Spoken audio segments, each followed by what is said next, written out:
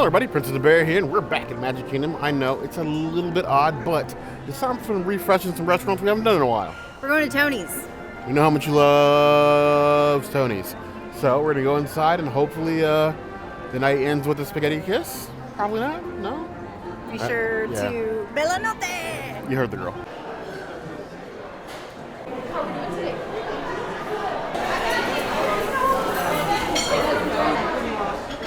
So good. That's in your birthday cake. Look at that. We did have this the last time we were here. A nice little focaccia with an herbed oil. This is just a lot of oil. I'm not even going to be able to get the herbs.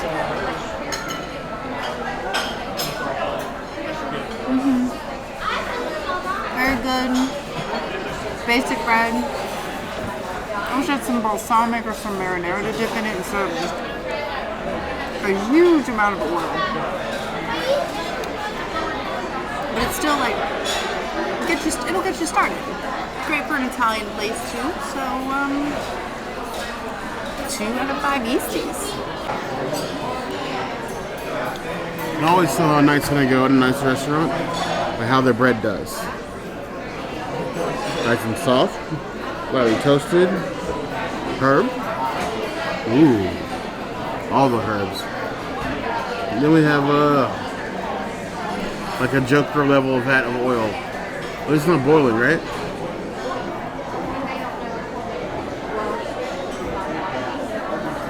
Very oily. It's oily enough that America might invade it. I know, not funny. I like the bread. I don't like the oil. Bread, 3.5 out of 5 claws. The oil is a 2. It's just so much out of balance. Maybe with a higher grade olive oil, or like a better dipping, it'd be a little bit better.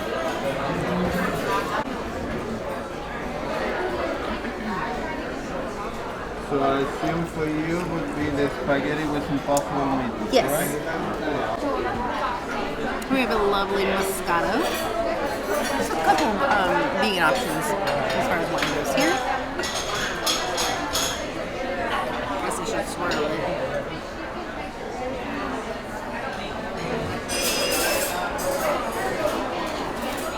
It's carbonated. It's very light and refreshing. It's good to like go sit outside and drink this slowly.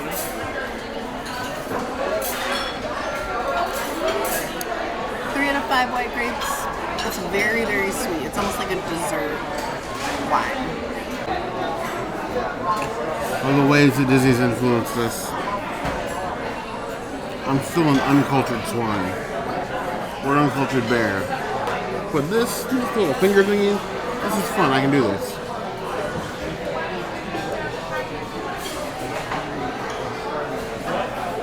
Ooh, it's sparkling. Reminds me of the Welch's like sparkling white grape juice for adults. Not that the non-alcoholic version isn't for adults, because I will definitely finish a bottle of that with no shame out of the bottle. This is good. It's a bit on the sweet side for like a dinner wine, but something not too intrusive for like dessert maybe. I think it's solid. 4 out of 5 plus.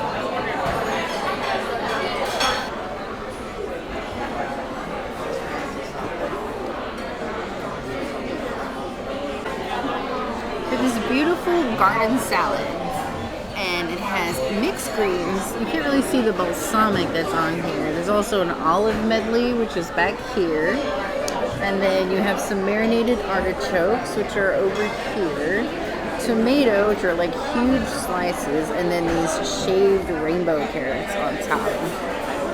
This is something that I feel like I need to like slice up to try. It's giving me like paleo vibes. Also, I feel like I'm sitting so low at my seat that like I'm almost a child eating this food. I'm trying to get everything together. Well, I'm not going to try the olive. Bear can have all that olive. So I'm getting the tomato and the artichoke together. I guess 2 leaves.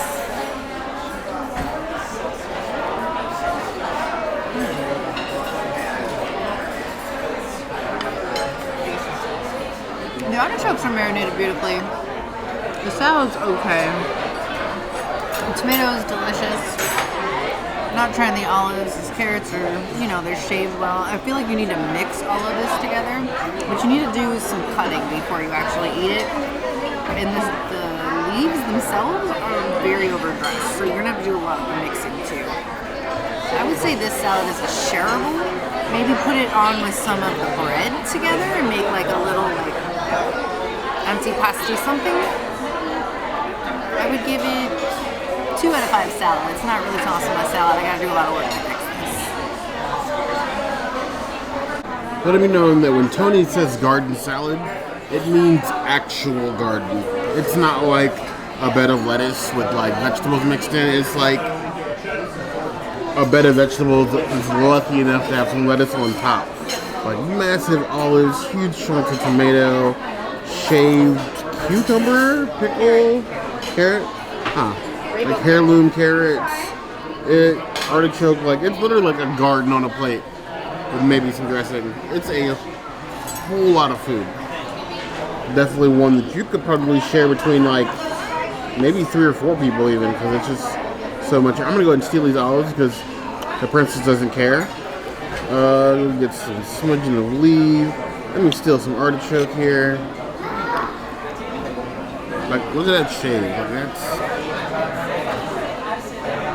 You shave me like that, I don't want my money back.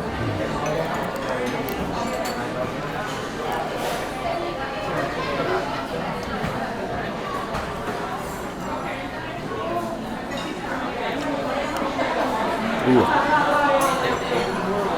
I love a perfectly dressed salad. That's just enough without going overboard, so it's not hella soggy. The vegetables still have a nice crunch, crisp to them.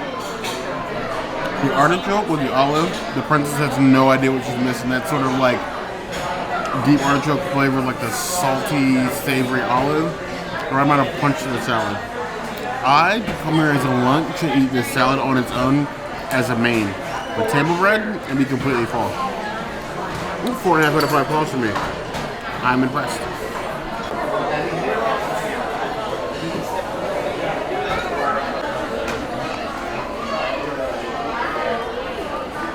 The return of the impossible meatballs and spaghetti. Now, if you do not want all beef, ask for it without the impossible. And let me tell you, this may look like a sad plate of spaghetti and meatballs, but if you go through our videos and you watch the first video of us coming here, this is leaps and bounds better than the original pasta that they serve. So, let me go ahead and chop open one of these meatballs.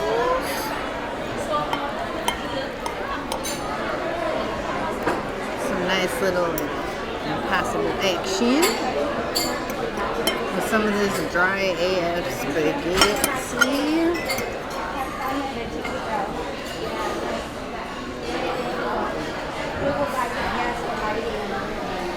I don't have a spoon to either. I just have a knife and a fork.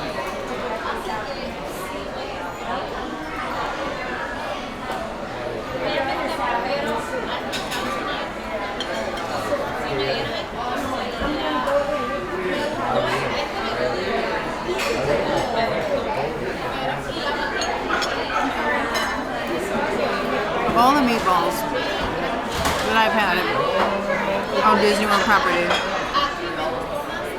these ones are probably the least seasoned. So probably for the people that want like no pepper, like easy on everything, that just want like a basic meal, this is perfect for you. The meatballs aren't too like greasy or salty or peppery or seasoned. It's just like a perfect bland, generic Italian pasta, which is perfect for Tony's. So, no complaints whatsoever. Just basic spaghetti and meatballs, which is what you would expect, comfort food. 2.5 out of 5 pastas. So nothing great, like fabulous about it, but there's also nothing like to hate about it. Spaghetti and meatballs. There's no truer themed dish to Tony's restaurant, which is the restaurant from Lady and the Tramp. So, I mean, you expect them to do spaghetti and meatballs right. The plating is the plating. I'm glad the meatballs are nice and large, like oversized Italian style. I wish they had a little bit more sauce. I'm sure you could ask for more if you wanted to, but it's just a personal preference. I like a lot of sauce in my spaghetti. It's almost swimming, almost drowning. I expect to like almost have tomato soup with my spaghetti. But let me guys know how you like your spaghetti. Saucy, barely sauced, no sauce at all, because I know there's some weird people out there. More sauce. That's not enough sauce for me. This continues to be one of the most, I wouldn't say unique, but the most top tier execution of like impossible meat and food. The meatballs are extremely well seasoned, cooked well throughout. You can really fool a lot of people to think it was an actual meatball.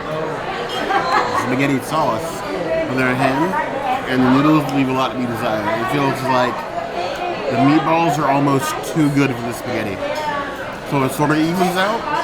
It's not something that I will probably remember to come here for, but if you like impossible meat, and you like spaghetti, it's a decent dish.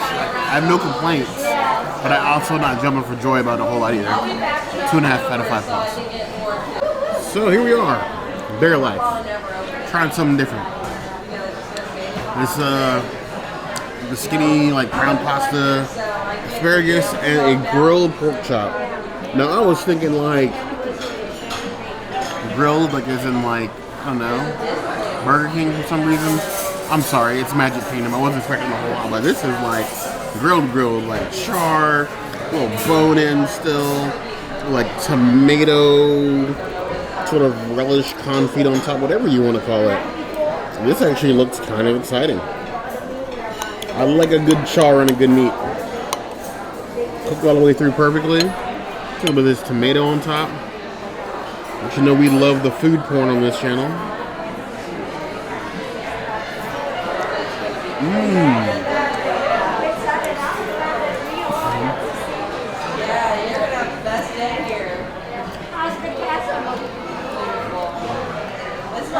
Remembering the menu, this is tomato jam.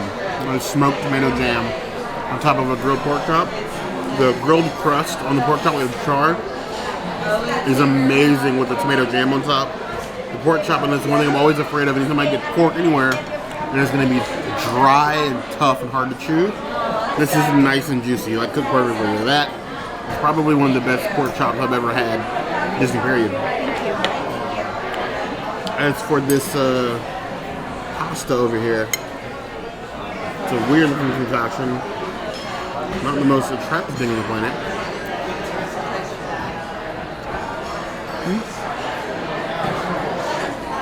Filled with artichoke, a little bit of onion. It's got some body to it. Could probably use pepper, but it's a decent size. And on the bottom of my pork chop, there's some asparagus.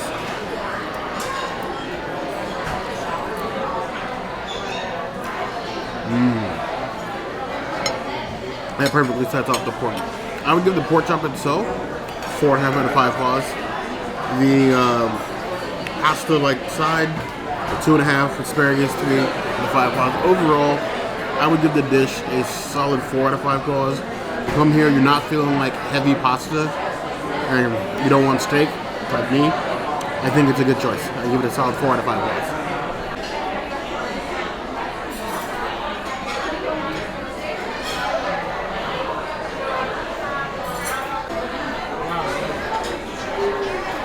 No room for dessert. I need a box for my salad, my pasta, and the bread. Thank you very much. So, Tony's Town Square. It was average. That was better than I expected. It was like Olive Garden, but Disney. Damn, that's harsh. But she's not wrong, though. Tony's Town Square, It's consistent. I'll give it that. It's definitely improved a lot since the first time we came here. I'll give it that. I just feel like the food needs more flair. I got leftovers. She did. Right, yeah? So, like, I could take these leftovers and zhuzh them up at home. She loves zhuzhing things up. I do. What do you do? What do you guys do with your Disney leftovers? I'm curious. Or do you even bother to take Disney leftovers? Let us know in the comments. If there's anywhere else around Magic Kingdom that you'd like us to go, the comments are going to please let us know. Hit the notification bell if you want to see other videos like this, and You could have just said Disney World, I But could have. we have new videos 5 days a week: Monday, Tuesday, Wednesday, Thursday, Saturday. And we will see you soon. Be sure to subscribe You heard the girl. and like this video and comment.